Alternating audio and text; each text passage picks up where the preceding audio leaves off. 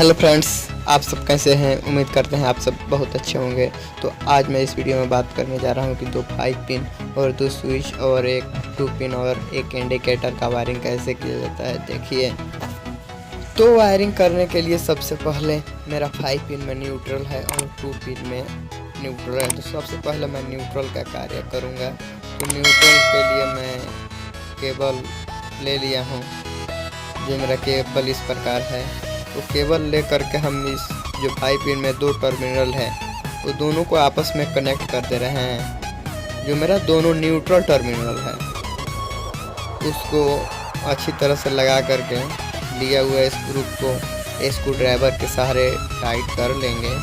उसके बाद उसको सीधे लेकर के चले जाएंगे 2 पिन के न्यूट्रल टर्मिनल यानी कि नीचे वाले टर्मिनल।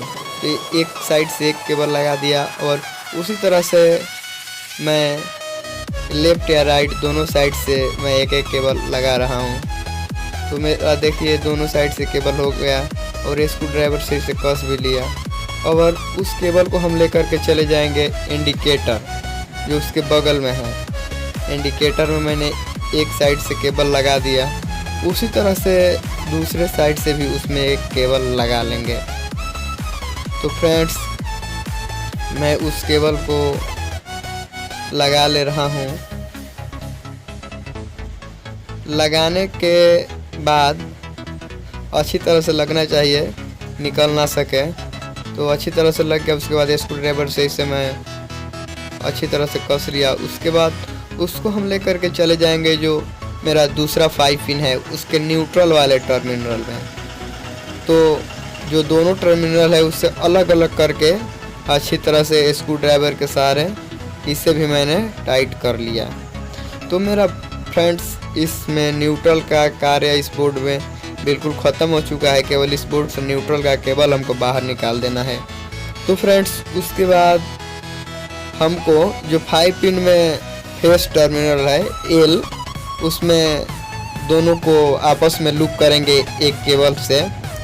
तो मैंने इस प्रकार लूप कर दिया और उसे स्क्रू ड्राइवर के सहारे अच्छी तरह से कस लेंगे। दोनों टर्मिनल से किसी टर्मिनल से निकला नहीं होना चाहिए। उसके बाद उसको हम लेकर के चले जाएंगे स्विच के ऊपर वाला टर्मिनल पे। उतना बड़ा उस केबल को मैं कटर के सहारे काट करके छील लिया है। उसको अच्छी तरह से स्विच के ऊपर वाले टर्मिनल में लगा करके मैंने कस दिया।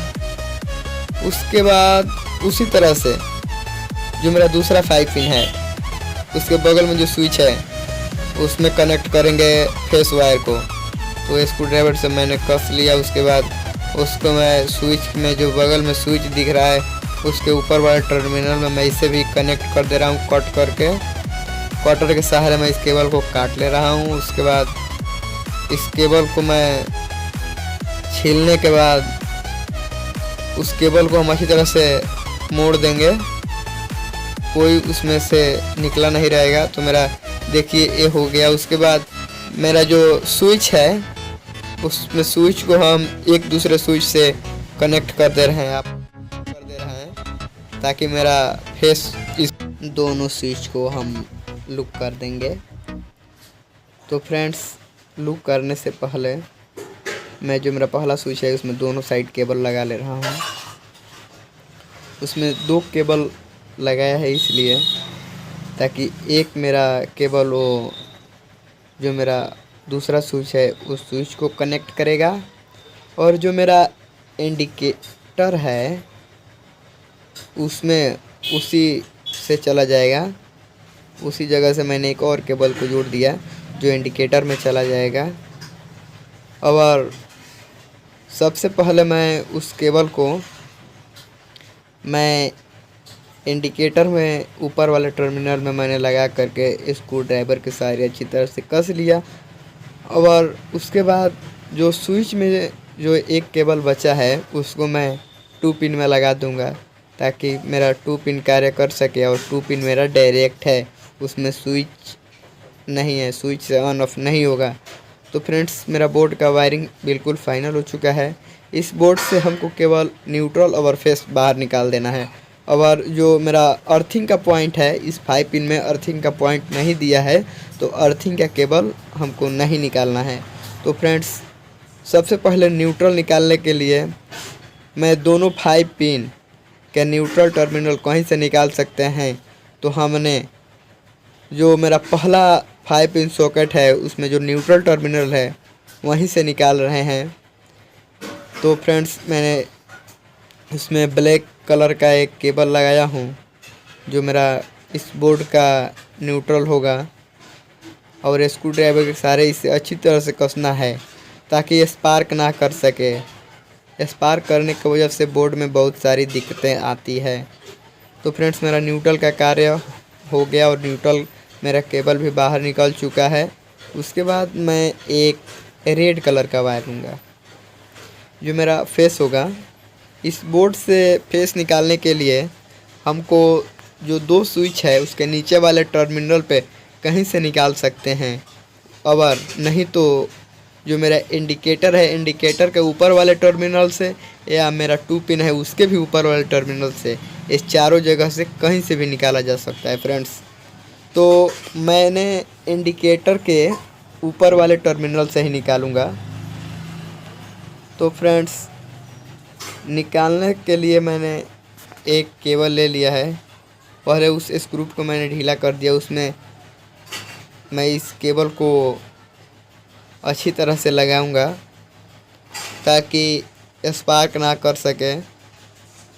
स्पार्क करने के वजह से बोर्ड में बहुत सारी दिक्कत का सामना करना पड़ता है, जैसे बोर्ड जल जाता है, तार में कोई स्पार्क कर लेता है। तो फ्रेंड्स, मैंने इसे अच्छी तरह से लगा लिया और उसको स्क्रू ड्राइवर के सहारे स्ट्रॉन्ग कसेंगे। तो फ्रेंड्स, इस बोर्ड से मेरा न्यूट्रल फेस बाहर निकल चुका है, और जो अर्थिंग का पॉइंट निकालना था तो इस 5 पिन में अर्थिंग का पॉइंट नहीं दिया गया है। तो फ्रेंड्स, मेरा बोर्ड का वायरिंग बिल्कुल फाइनल हो चुका है। उसके बाद मैं इसमें कवर में लगाने जा रहा हूँ। इस बोर्ड के पीछे वाले कवर में जो दिया हुआ दोनों स्क्रू है, उस स्क्रू में स्क्रू ड्राइवर के सहारे अच्छी तरह से मैंने टाइट कर लिया। उसके बाद फ्रेंड्स, मेरा बोर्ड बिल्कुल फाइनल हो चुका है। तो मेरा बोर्ड को इसको ट्राई करना है, तो मैंने इसमें सप्लाई भी दे दिया, और मेरा देखिए ये मेरा 2 पिन कार्य कर रहा है, इंडिकेटर ग्रो कर रहा है। तो ये मेरा 2 पिन हो गया। उसके बाद मैं 5 पिन को चेक किया तो मेरा 5 पिन भी कार्य कर रहा है, ऑन ऑफ करने के बाद भी कार्य कर रहा है।